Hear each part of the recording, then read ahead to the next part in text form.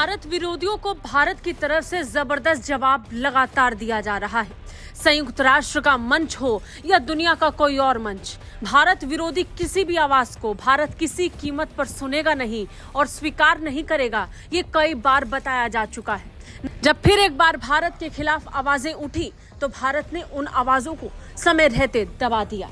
भारत ने संयुक्त राष्ट्र मानव अधिकार परिषद में उस देश को खुले तौर पर एक्सपोज किया जिसने भारत के खिलाफ बोलने की, आवाज उठाने की कोशिश की। भारत ने यूरोप के एक देश को रियलिटी चेक दिया। पाकिस्तान की भाषा बोलने वाले स्विट्जरलैंड की एंटी इंडिया लॉबी को भारत की तरफ से मुंहतोड़ जवाब दिया। स्विट्जरलैंड में भी कुछ ऐसे तत्व हैं जो भारत विरोधी बातें करते हैं। संयुक्त राष्ट्र के मंच का जब भारत के खिलाफ इस्तेमाल होने लगा तो भारत ने खड़े होकर स्विट्जरलैंड को दो टूक जवाब दिया। भारत ने स्विट्जरलैंड की टिप्पणी पर कड़ा विरोध जताया। भारतीय राजनयिक क्षितिज त्यागी ने इसे आश्चर्यजनक, सतही और गलत जानकारी पर आधारित बताया। दरअसल स्विट्जरलैंड ने भारत से अल्पसंख्यकों की सुरक्षा के प्रभावी उपाय अपनाने, अभिव्यक्ति और मीडिया की स्वतंत्रता बनाए रखने की अपील की थी, लेकिन भारत ने इन बयानों को ही बेबुनियाद बता दिया।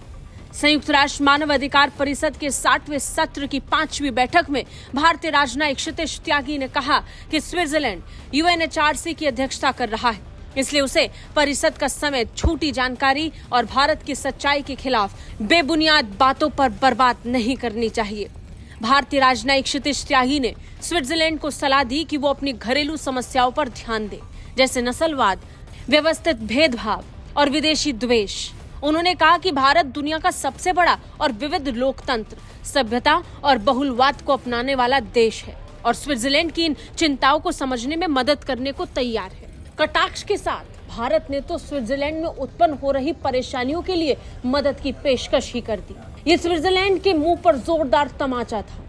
वो देश जो भारत को पाठ पढ़ा रहा था, भारत ने उसके देश की परेशानियों को बताया और कहा कि स्विट्जरलैंड को जरूरी चीजों पर काम करना चाहिए। Mr. President, we would also like to respond to the surprising, shallow and ill-informed remarks made by Switzerland, a close friend and partner. As it holds the UNHRC presidency, it is all the more important for Switzerland to avoid wasting the Council's time with narratives that are blatantly false and do not do justice to the reality of India. Instead, it should focus on its own challenges such as racism, systematic discrimination and xenophobia. As the world's largest, most diverse and vibrant democracy, with a civilizational embrace of pluralism, India remains ready to help Switzerland address these concerns. I thank you. अब ये पहली बार भी नहीं है जब भारत की तरफ से संयुक्त राष्ट्र में किसी देश को ऐसा मुंहतोड़ जवाब दिया गया।